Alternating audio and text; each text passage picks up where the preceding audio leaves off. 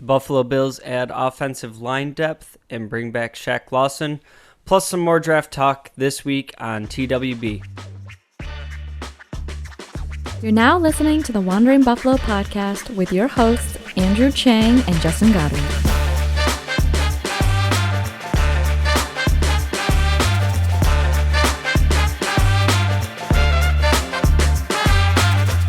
Bills Mafia, welcome in and thank you for joining me on this week's episode of the Wandering Buffalo podcast, a show brought to you by the Buffalo Fanbase Podcast Network. My name is Justin. I will be your host tonight. Andrew has the week off tonight, had some scheduling conflicts with work, so I'm going to be riding solo tonight, and just a few things that I want to cover this week as we get closer and closer to the draft. But before we get started, this episode is brought to you by 26 Shirts. Go ahead and check out 26 Shirts if you haven't done so already. Great gear for great causes. Doing tons of work in the community. So you get some awesome Bills shirts and stuff, and feel great about doing it at the same time. A few things I want to talk about this week, and I'm going to start off at the top just with some, Bills news and notes here. Obviously, as we've moved through free agency, things have sort of slowed down. It's not this maelstrom of moves every day and waiting to see the next move and what's going to happen. And the Bills have made a pair of moves this past week that, I've heard some criticism on it of, it's not exciting. When are the Bills going to make the moves? And yada, yada, yada. I'm sure you've heard some of this. And for me, this time of year is kind of just continuing to round up depth. I do think there's going to be some additional moves made after the draft, and that to me could be some of these positions where we see kind of the holes in the roster or the depth or the minor upgrades that you can make. For me, a big area of that is some of these defensive ends sitting on the free agent market. And I'm okay with this strategy of a Frank Clark, Melvin Ingram still out there, of kind of waiting to see how the draft plays out. And, before you commit, $6 million a year to an aging defensive end, maybe, somebody falls into your lap in the draft that you think is going to be an upgrade. So I'm okay with where we're at with the depth of kind of kicking that just past the draft and then making some, final moves. Also, as you get into that, you're not messing with the comp pick formula anymore. So all good news there. But a couple moves the Bills did make this week. The first one being offensive line depth, and this was a player named Kevin Jarvis, who honestly I did not know a ton about. He came into the league last year as an undrafted free agent for Detroit. What I do know about this guy right here, measures in at 6'6", 325 pounds, and he has some positional versatility on the offensive line, which obviously this organization loves. And, is this the sexiest news to, get coming across your news feed? No. But it's rounding out some offensive line depth and getting some different bodies in there, and another very large human, which, for everybody out there that's, top priority is protecting Josh Allen. This is one of those moves that they make this time of year to kind of shore up that depth. Off-season competition, trying to get the best guys out there, whether it's in the starting five or, it's the backups. And as it stands right now, I believe there's 22 roster spots open. As it stands, we have 6 draft picks. So just as we're rounding out that roster, we're gonna see a ton of moves like this. I wouldn't be surprised if there was a lot of moves on both sides of the trenches, especially on the defensive line, being that we have literally no players under contract beyond this year. So I wouldn't be surprised to see, some guys get brought in, especially after the draft, of just kind of competition and hoping that, this 1-year contract that will give a guy that was on somebody else's practice squad, maybe he can make some noise. But another move that happened this week, and this one I actually am very excited for. I've been calling for this move to happen pretty much since the season ended. Really ratcheted that up when the Bills did bring back Jordan Phillips. And that was the signing of Shaq Lawson coming back on another 1-year deal. And look, again, for me, is this the sexiest move? No. Am I expecting Shaq Lawson to, take another step from last year? No. We know who Shaq Lawson is in the league. I'm not expecting him to come in this year with something to prove and get 15 sacks.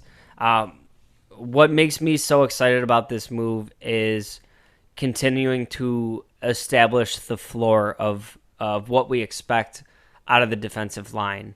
And going back to last season, Von Miller goes down with an injury. You just have this myriad of investments that you've made at the position. You have a second rounder in AJ Epinesa, second rounder in Basham, first rounder in Greg Rousseau. And then, granted, Shaq Lawson himself is a first-round pick.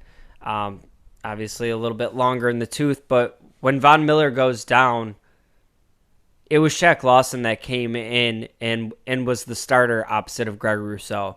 So that tells me a ton about not only where our draft picks are and were at the time, but what Shaq Lawson brings to the defense, what the coaching staff feels about him establishing on defense. He's great in run defense. He's great at setting the edge. You rarely see situations where, he's blown his assignment. He gets sucked too far inside. He's really good in those outside runs of keeping the run inside him, forcing the running back to cut back upfield and let our linebackers make the tackles.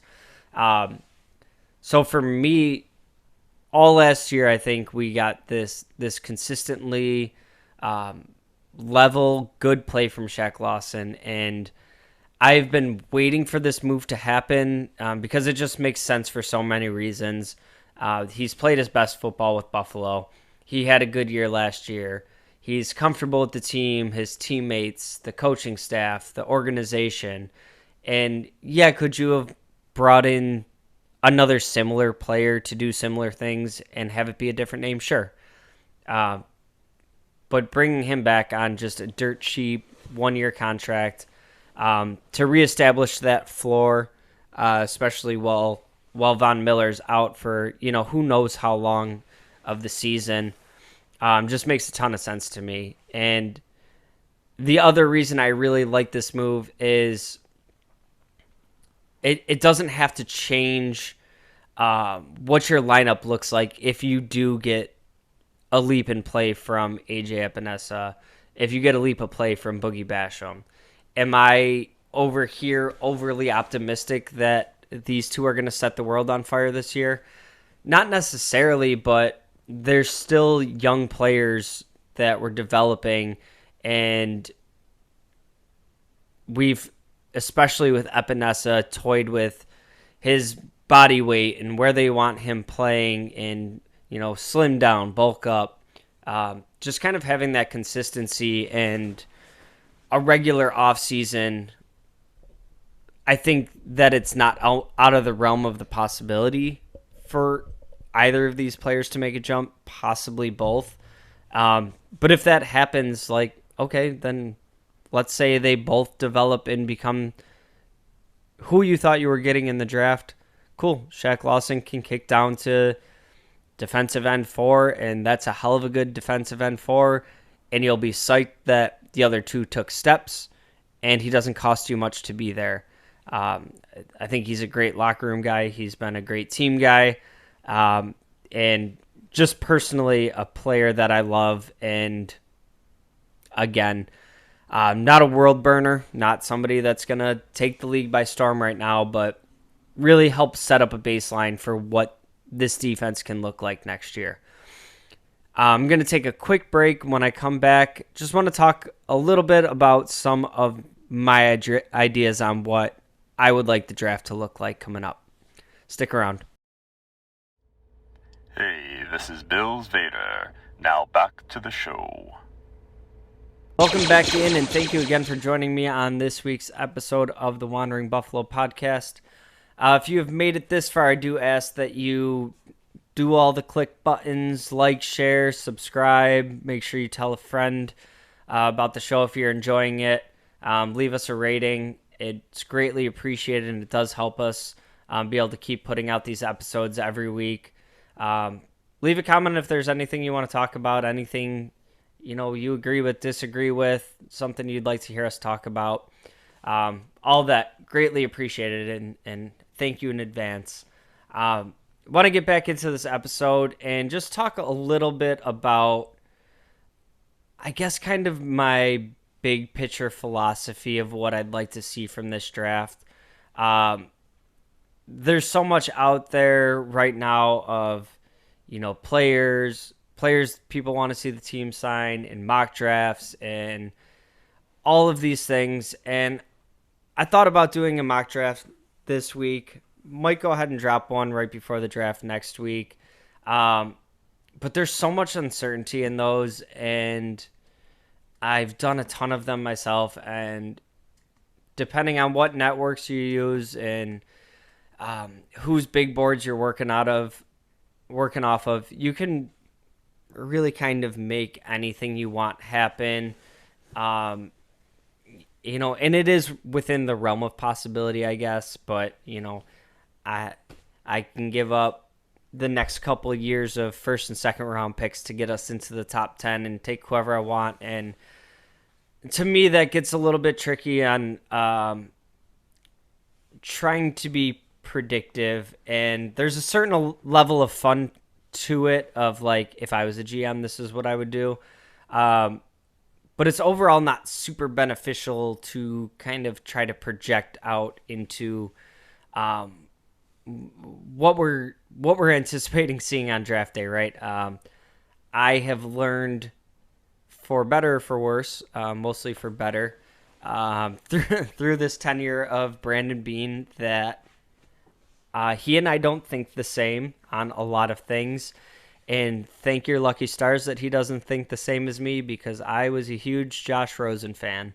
I remember on draft night, the year we took Josh Allen, just being super pissed off that we selected the wrong Josh. So I don't try to get too far inside of Beane's head, because if he starts thinking the same way I'm thinking, it might be a dangerous game. So just kind of my overall philosophies of what I would like to see from this draft. And there's a ton of traction out there in mock draft communities, just kind of in football discussion in general, about the Bills taking linebacker round 1. And this is something that I've done in a lot of my mock drafts. I'm pretty sure the one I posted through our social medias, I'm pretty sure I took Jack Campbell in the first round. And I don't know, the more I think about this, the more discussions I've had, it just seems to be the spot that I go to, just because of how glaring of a need it is in my mind. And I'm not overly convinced that the answer to that spot is on the roster between Dodson, Bernard, and Balen Spector. I'm not convinced that the answer is there. I do think there's possible, stopgap guys in free agency if you want to attack that after the draft. The big one for me would be Zach Cunningham.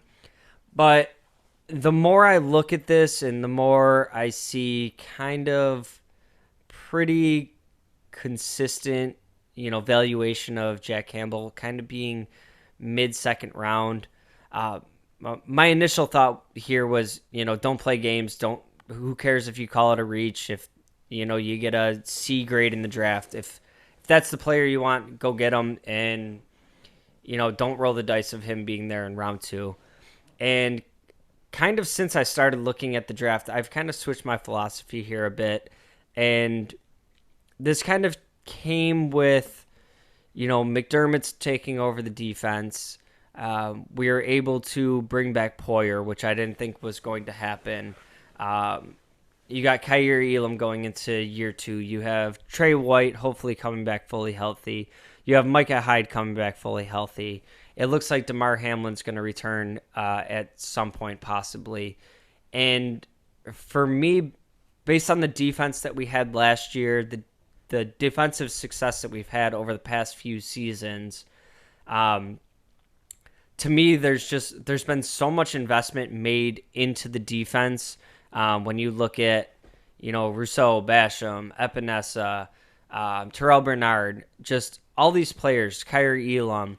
And for me, this is like a season to push all the chips in for Sean McDermott. You're taking full control of the defense. You're doing the defensive play calling. To me, his bread and butter in the NFL was defense, and that's how he got this job. So, yes, you lost Tremaine Edmonds, first-round pick that was, a leader of your defense, all that. You also got back from a top 5 defense last year. Jordan Poyer was able to come back. Micah Hyde missed all of last season.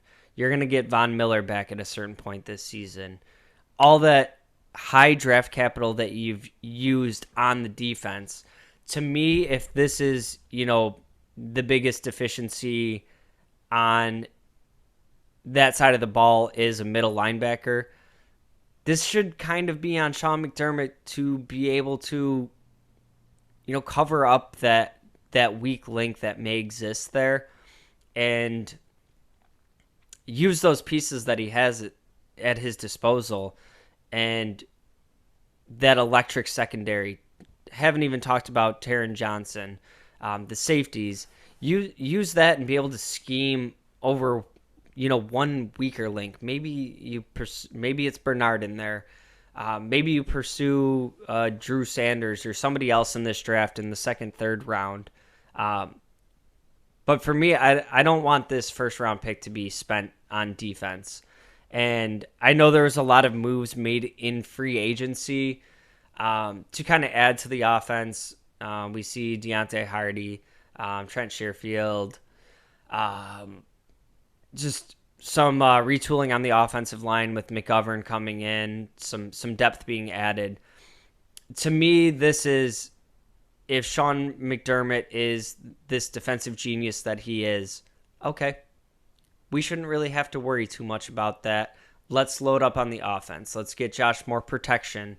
Let's start looking at some weapons. And in particular with that first round pick, I don't think there's a ton of receivers that merit a first round selection. Jackson Smith and Jigba is obviously one of the biggest names out there. I don't think he falls into your lap at 27. There were some rumors this week about, maybe the Bills would trade up. I'm not sure how much credence I give to that, but either way, if you're going out to, really make a move to bring in a weapon for Josh, that's awesome. If you're trying to get him more protection, I'm here for it. I just think that this draft is a great opportunity to kind of make some investments there that we haven't seen huge investments made on the offensive side of the ball since we got Josh Allen. If you look at some of the talent that you surrounded him with at wide receiver, like, yes, you brought in Stephon Diggs, but before that, we're talking about, he was throwing to Deontay Thompson, Zay Jones, Kelvin Benjamin was in the mix. Smoke Brown came in and Cole Beasley, and they had some great years with Josh Allen, but how much of that was because of the talent that they gave Josh Allen at receiver, and how much of that was, Josh Allen elevating their play? These dudes coming in and having career years. Yeah, it's probably a little bit of both. But we haven't really, outside of Diggs, seen, significant investment in the wide receiver position. And just looking at it from a pure numbers standpoint, like, yeah, you hope Deontay Hardy comes in and can have a bigger role than he had in New Orleans, can stay healthy, can be this electric player on a consistent basis. But we kind of saw that betting on traits kind of idea last year with Isaiah McKenzie. And I think Deontay Hardy's kind of like a better version of a similar type of player. But betting on that translating into, directly into this offense didn't work out last year. Hopefully it does this year. Expecting Khalil Shakir to take a step. I absolutely love Khalil Shakir. I think he's still largely unproven, and it's hard to put a lot of, eggs in that basket with no real backup plan. And then we get into Gabe Davis. He's in a contract year. Are you going to extend him to a big contract with some of his up and down play?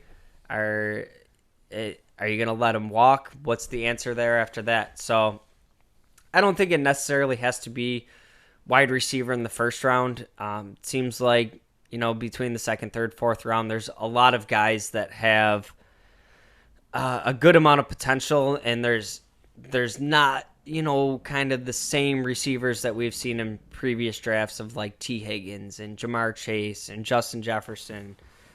There's not a ton of those types of dudes in this draft. So just looking at what we have on the roster right now in the wide receiver position and kind of looking towards the future, didn't even mention in there, Diggs is getting older. I think he's still playing at an elite level, like top 3-5 receivers in the league. But he's not getting any younger. So for just looking at, what we could use on the roster for next year and what we could be looking at needing in the next year or two, I think an investment at wide receiver would be a smart move this year. They're also very expensive on the free agent market, and having that cost control, if you can get one of these top-level guys, is absolutely huge. Also looking at the offensive line and protecting Josh Allen. We've made some moves. I mentioned bringing in Connor McGovern. I think he's an upgrade over Saffold. I sure hope so. I think Saffold was, a pretty big disappointment last year. But even at that, when's the last time we've seen, investments made in the offensive line through the draft? The last one that comes to mind for me was Cody Ford. Obviously didn't work out, and haven't seen a ton of actual, legitimate assets put into that position. Yes, we had Spencer Brown, but even that was a third round pick. We haven't seen, these first, second round guys a ton. And, do you have to be a first, second round pick to end up, being a good player in the NFL? No, absolutely not. But there's a reason that these guys go in the first round every year, and that's where you're more apt to get more talented players. Who would have thought? So overall, I'm feeling better about the offensive line this year. But I think Spencer Brown is still a huge question mark, and I have some confidence on Spencer Brown continuing to develop. I think he had really weird circumstances coming into the league. He had very limited snaps playing tackle coming into the NFL, and kind of just went right into a starting role. So I think he could still develop, but I mean, also if you're talking about taking, say, a tackle in the first 2 rounds, your worst case scenario here is, for a year you have a really good swing tackle in either that drafted player or Spencer Brown. Spencer Brown could become a trade candidate if that happens. You could also look at, Deion Dawkins, pretty expensive player. We all love the snowman. I don't want to see him going anywhere. But when you have that much money tied up in your quarterback position, sometimes you have to start looking at possible difficult decisions. That's just an example I'm throwing out there. Like I said, I don't want Dawkins going anywhere. I love that dude. But just investing in the position, if you end up with kind of this embarrassment of riches, it gives you room to make other moves. So I'm not at all opposed to going defense in the draft. I don't want to come across as that's my message. I think there is still needs on the defensive side of the ball. Mentioned earlier, we don't have any defensive tackles, under contract beyond this season. Obviously, the hole at middle linebacker, but other than that, the defense is pretty ready to go right now. Could you invest some draft picks into some later round defensive ends that you hope pan out? Maybe you find a hidden gem. Yeah, I'm all for that. But with this defense getting back healthy, between how many Pro Bowlers you have on that side of the ball, first round picks, second round picks, there's just talent all over the place. And at least towards the top of this draft, I really want to see kind of the same investments being made into your offense. Help out your quarterback that you're paying, a $250 million contract. Make sure he's staying upright. Make sure he has guys that he can push the ball to. So that's going to wrap it up on this week's episode. Just some of my thoughts on the draft. Next week will be coming out right before the draft is happening. So a little bit more draft talk, and then we'll actually be talking about the players that we've been selecting, how we think they fit with the team, all that kinds of good stuff. So make sure you tune in every Monday to the Wandering Buffalo podcast. Thank you again for joining me on this episode, and we'll see you next week. Go Bills.